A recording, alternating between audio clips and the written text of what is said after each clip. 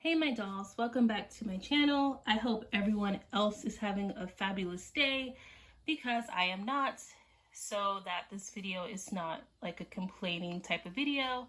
I'm going to be unboxing this doll, so yeah. So first off, as you may know, I had gotten a dollhouse from Frozen. It's like a Frozen Kid Craft dollhouse, and I'm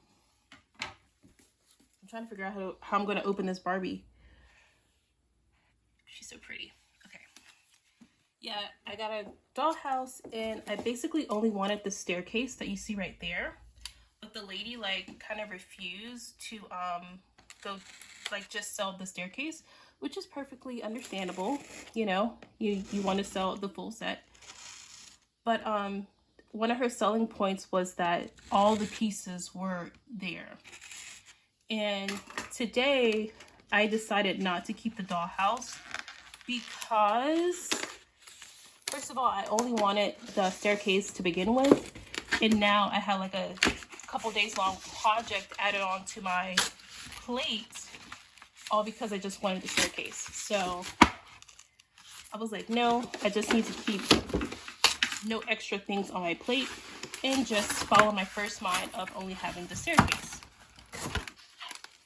I'm gonna do this on my lap.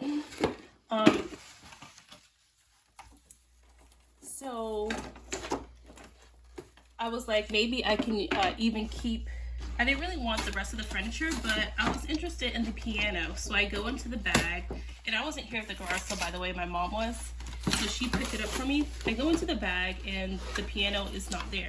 So the freaking selling point that the lady was insistent upon having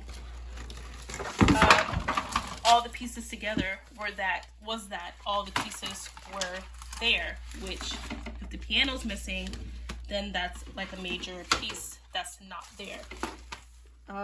Because pianos aren't so easy to find for 1/6 scale. Chairs and tables and beds, that's relatively easy to find if you need to replace those items, but things like pianos are definitely not. So I was miffed about that. But also right after Dollhouse Curator posted in the community post that she had her mini Zuru baby series 2s had arrived, I got onto the internet and you know, I did a Google search and it said there was some relatively near me, 2 towns over. I had to drive about 45 minutes there and back, and this is at a Walmart, so the delivery was not an option. It was only the pickup from that location. So I get to that Walmart, of course it's not on the shelf, in pure Walmart fashion, not on the shelf. So I'm like, I asked the lady to help me because at Walmart they will not approach you. They clearly see you're clearly looking for something.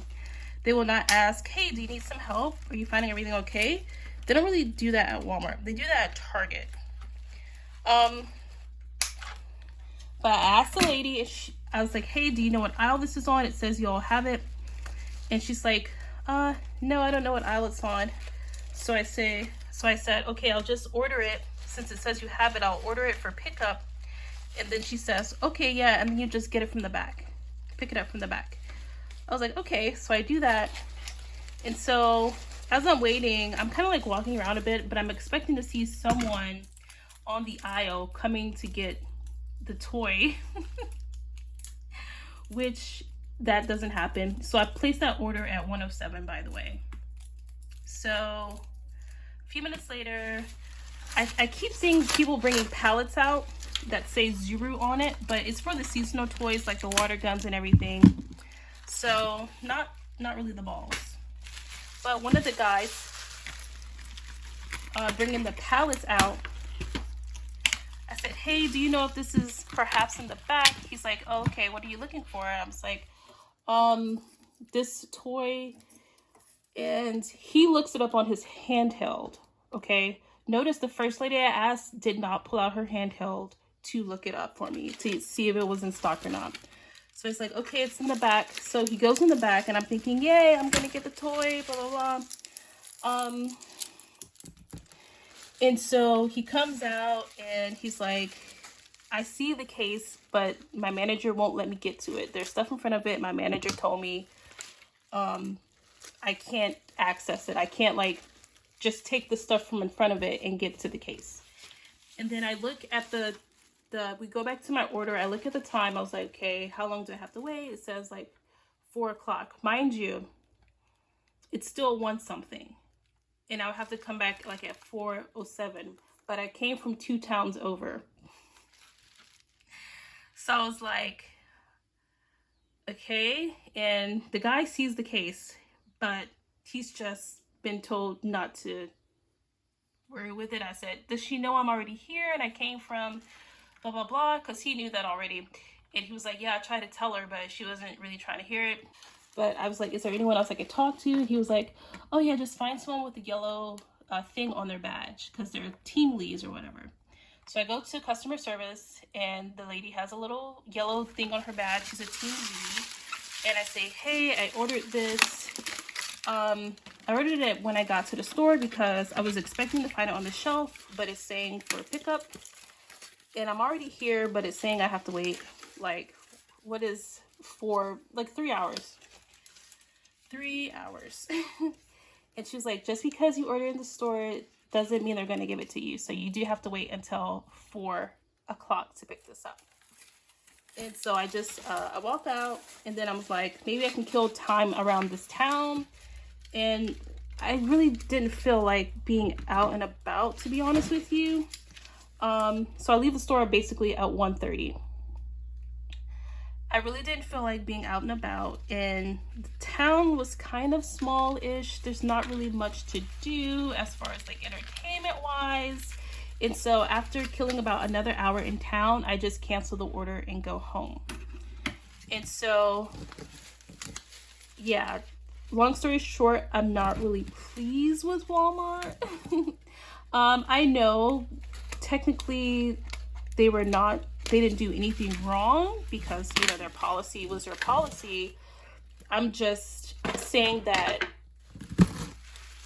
if I were at Target, I would have had a completely different experience, and I know that for a fact. Because Target goes above and beyond. Not that, you know, not that I'm like deserving of someone to go above and beyond for me, but I just know what would have happened. And I don't know if you all been watching my community posts or what was it, Reels or something, but I'm consistently having bad customer service experiences with Walmart. It's just not satisfactory, and it's below the industry standard. The customer service they provide is often deficient in some way, especially when you compare it to other companies in the same exact industry. So yeah, am I gonna go there probably tomorrow or something to get the dolls? Well, I'm working for the next 4 days, so I really don't want to go out of town. But also, like I said, I'm not very pleased with Walmart. And if you notice something about me, and I don't know if it's due to my like anxiety issues or neurodivergence or whatever, what have you, but once I have a bad experience with something, the excitement kind of fizzles out for a while, and I'm just not excited about it like I was. Her dress is beautiful.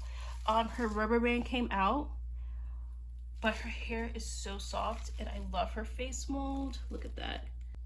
Stunning. Yeah, she's so cute.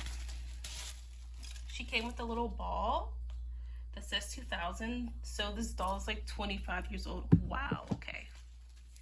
Oh, let me get her stand. Her stand is gold. And her hairbrush, I like these little brushes like this. The shell brushes, love them. And her shoes are gold, so stinking cute. Here is the other part of her stand. It is a saddle stand, which I prefer. Prefer these ones. Okay. So yeah, I definitely understand how I should have, when I was at the house, ordered the thing for pickup and waited until I received my pickup confirmation and then gone at the time that it told me to go. I understand that. It's just that I work in retail, where I have a lot of experience in retail, and I work in like I work at a hotel right now. In all of my years of experience in my jobs, I am expected to go above and beyond for the customers. And even if you go into job interviews, one of the questions is, tell me how you went above and beyond for the customers.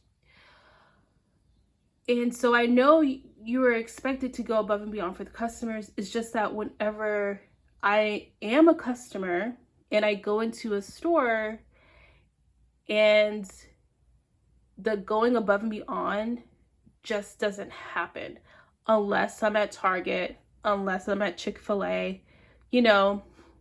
And those are really the places where I would like to support more, because if they're going to go above and beyond for me while another company won't, which company deserves more of your hard-earned money? And to me, it's that company that's going to go above and beyond for you. You know, I set her case on the side, but it has two pieces. This is the top part, and it has a bottom, and it's the exact same. Do you hear that? It was packaged in this very extremely heavy plastic, and it has this beautiful Barbie logo on it. It's in beautiful gold, and it can definitely be reused. And I'm just like, this is so great. And it's just a testament to the quality of 25 years ago, right? So yeah, I'm gonna keep those bottom and top pieces. So, oops, I have her on her stand, but I'm gonna move her out of the way so we can take a look at the staircase. The reason why I'm always on the lookout for staircases is because they're kind of hard to build, especially if you want a banister. So that's why, like, I really wanted this staircase. So of course I took it off of the house, and this is how it looks. Okay. And because I took it out of the house, I wanted it to be freestanding because I haven't built a house around it yet. And so I took a piece of foam board, and see this beautiful marble with the exact same color of the stairs in it? I had enough. I had just enough to cover the front side and the back side. You see how much marble I have covered, right? Because the contact paper, the rolled contact paper, just does not agree with me. I much prefer the sheets of contact paper, such that you get from Dollar Tree. It's just more sturdy, and it's less prone to wrinkles, and you just lay it down flat.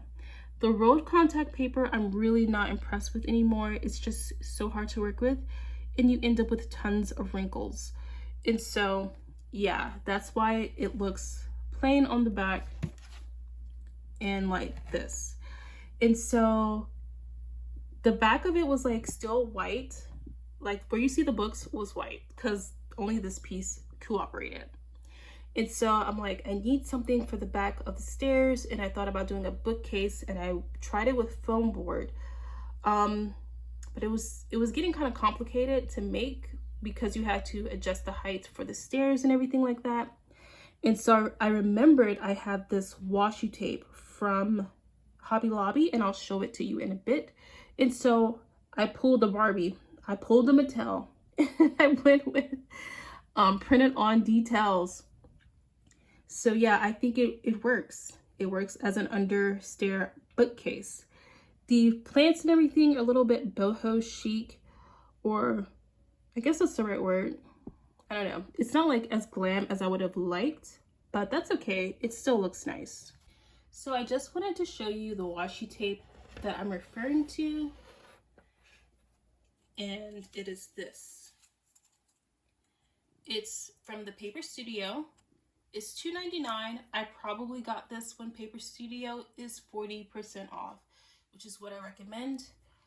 I still have so much of it left. So yeah, I used that, and then I went in with this washi tape that I think I also got from Hobby Lobby, but I'm not sure. It is a wood grain, a darker wood grain, and that's what I went on the edges with, like this and like this, the bottom and at the top with this one. So I recommend that method to anyone. And now, let's see, I think I could zoom you out again. I'm gonna go ahead and end the video here. I've said what I've spoken my piece. You can leave your comments, thoughts, opinions in the comments below. I understand that, you know, they were not obligated to do this solid for me. But again, I just know at Target my experience would have been a lot different. So yeah, thank you so much for watching and letting me vent to you all, and I will catch you in the next one. Bye.